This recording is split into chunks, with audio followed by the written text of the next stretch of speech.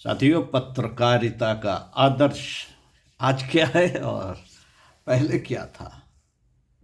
बच्चे तो आज भी हैं। आइए इसी क्रम में देखन में छोटे लगें घाव करें गंभीर भाग एक, लेखक श्री राम शर्मा आचार्य, पृष्ठ 56 से पढ़कर सुनाते हैं आपको पत्रकारिता का आदर्श, बाल मुकुंद गुप्त।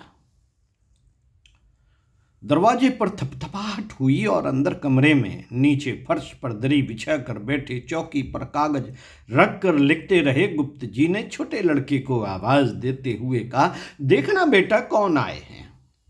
छोटे लड़के ने अपने पिता की आवाज सुनकर दरवाजा खोला और एक सज्जन अंदर प्रविष्ट हुए। गुप्त जी उन्हें देखकर तुरंत खड़े हो गए। कुछ दिनों में दिखाई दिए हो मित्र? कहाँ हो आजकल, क्या कर रहे हो? आगंतुक सज्जन जो गुप्त जी का पुराना मित्र था, उनके इन प्रश्नों के उत्तर तो दे रहा था, पर वह घर की स्थिति को बड़ी बारीकी से देख रहा था। सोचा तो यह था कि भारत मित्र जैसे प्रतिष्ठित अखबार के संपादक से मिलने जा रहा हूं। घर में ठाट बाट और रौनक नहीं होगी तो कम से कम मध्यवित्त परिवार जैसी स्थिति तो होगी ही। लेकिन यहां तो चारों ओर फटेहाली बिखरी पड़ी दिखाई दे रही थी। भारत मित्र हिंदी दैनिक के संपादक श्री बालमुकुंद गुप्त की कमीज, जो बहुत ही हल्के कपड़े की सिली हुई थी, पीछे वाली दीवार पर खूंटी से टंगी हुई थी। गुप्त जी बहुत ही मोटी निब वाला कलम से, जो बहुत ही सस्ते दामों पर मिलती थी, चौकी पर कागज रखकर लिख रहे थे। और आगंतुक सज्जन इन सब वस्तुओं को, घर के वातावरण को बड़ी बारीक नजर से देख रहे थे। इधर उधर की बातें चल रही थी। सज्जन अपना मंतव्य कहने ही जा रहे थे कि गुप्त जी का ज्येष्ठ पुत्र कमरे में आया और उसने बाजार से खरीद कर लाई हुई 2 कमीजें अपने पिता के सामने रख दी। गुप्त जी ने उससे पूछा, कमीज तो अच्छी है, कितने की है बेटा? 4 रुपए की। 4 रुपए की?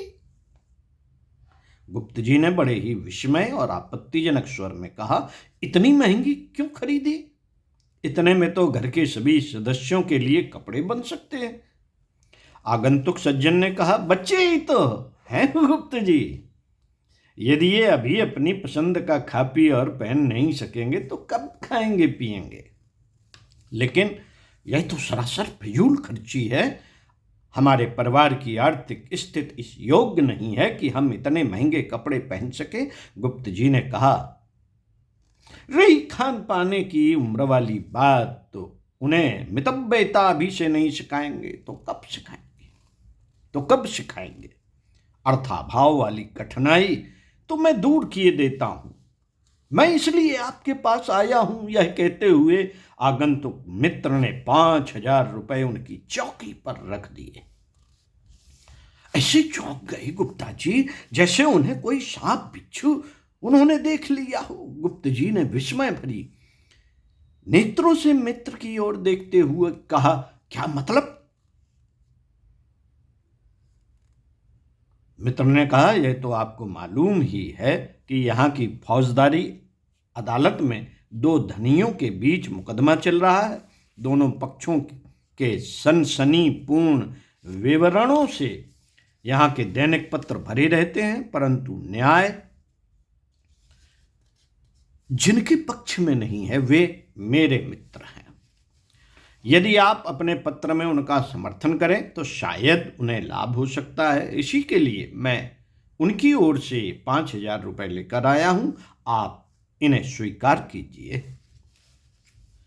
गुप्त जी ने धीर गंभीर स्वरों में कहा, मित्र, तुम गलत समझ रहे हो। अगर अर्थार्जन ही मेरा ध्येय रहा होता तो आप जो अभी चारों ओर घूर घूर कर देख रहे थे और मेरी गरीबी पर शायद आश्चर्य कर रहे थे, मैं यदि चाहता तो आपको आज आश्चर्य करने का अवसर न मिलता। मुझे संपन्नता से भी अधिक अपना दायित्व प्रिय है।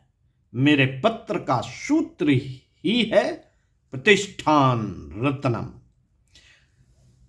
धन के लोभ में पत्र की प्रतिष्ठा मैं किसी भी दशा में नहीं गवा सकता।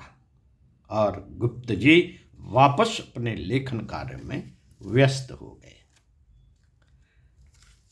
ओम शांति। चिंतन मन का विषय जरूर चिंतन करते रहिए। ओम शांति। मिलते हैं आपसे अगले वीडियो में इसी पुस्तक के अन्य विचारों के साथ।